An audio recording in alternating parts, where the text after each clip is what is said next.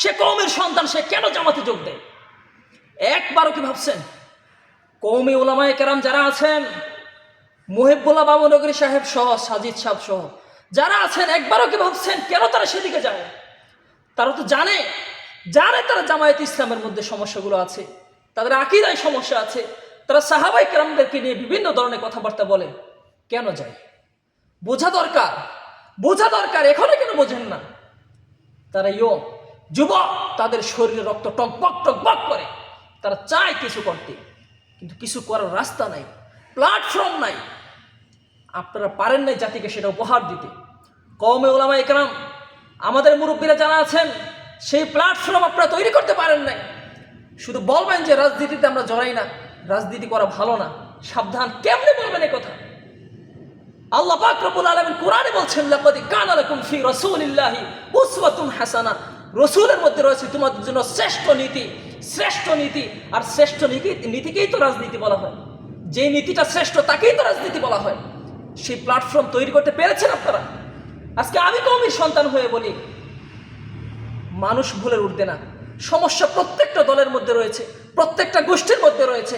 আমরা যে সমস্যার ঊর্ধ্বে, আমাদের ভিতরে যে কোনো অসুবিধা নেই, সেটা বলাটা আমার জন্য ভুল হবে। আমাদের মুরব্বীদের সচেতন হওয়া দরকার, সতর্ক হওয়া দরকার। সাবধান, আমাকে বেয়াদব মনে করবেন না। আমি চোখ খুলে দিতে চাই। আমি চাই যে বুঝুন আপনারা কেন রাজনীতিতে আপনারা জড়িত হবেন না, হওয়া দরকার। যেই রাজনীতি করে রাসূলুল্লাহ সাল্লাল্লাহু আলাইহি ওয়াসাল্লাম গোটা পৃথিবীতে ইসলামকে প্রচার করেছিলেন, যেই রাজনীতি করে হযরত ওমর রাদিয়াল্লাহু আনহু অর্ধ পৃথিবী শাসন করেছিলেন, আজকে আমি পারি না? আমি কওমে উলামায়ে কেরাম, কওমে আলেম, সেই কথাগুলো কি আমার মাথায় নাই? আমি কি তাদের আদর্শ গ্রহণ করেছি?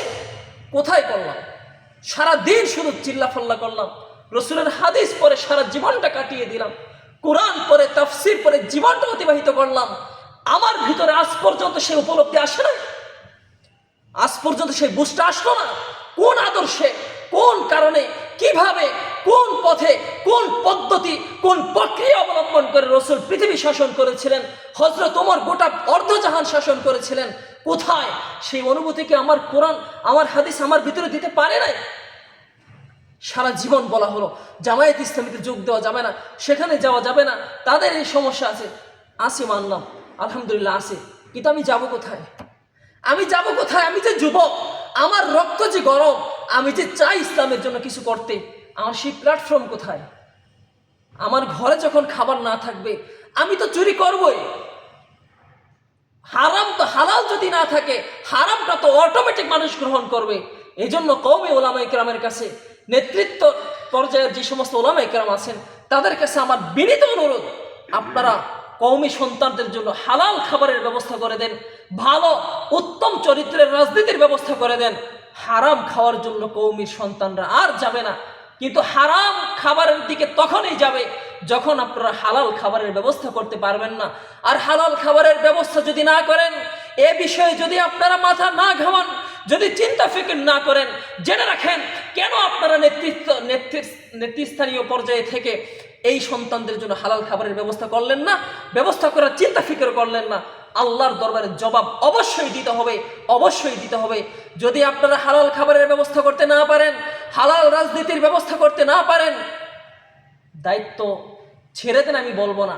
আপনারা পরামর্শের জায়গায় থেকে, উপদেষ্টার জায়গায় থেকে যে সমস্ত উলামায়ে কেরামের মন মানসিকতা হালাল রাজনীতির প্রতি আসে, তাদেরকে বলুন যে তোমরা একটা প্ল্যাটফর্ম তৈরি করো, তাদের হাতে দায়িত্বটা ছেড়ে দেন, আপনারা পরামর্শের জায়গায় থাকেন। এটা আমার একটা পরামর্শ, আমাকে বেয়াদব মনে করবেন না।